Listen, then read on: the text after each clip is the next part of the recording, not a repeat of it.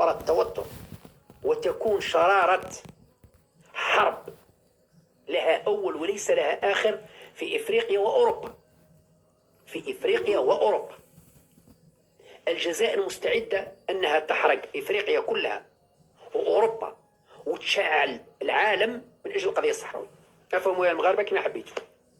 إذا راكم دايرين في بالكم باللي يوقف معكم ترامب ولا يوقف معكم ماكرون ولا يوقف معكم أي كان في العالم والقضية الصحراوية تتحل وتدو، راكم دايخين لو يقف معاكم العالم كله بما فيهم روسيا والصين، لو مجلس الأمن والبند السابع يقول لكم باللي الصحراء راهي ليكم، الجزائر تقول لا، وستشعلها حرب عالمية ثالثة لن تنتهي إلا بنهاية يا إما الشعب الجزائري ينتهي يا إما الشعب المغربي ينتهي، واحدة من الزوج.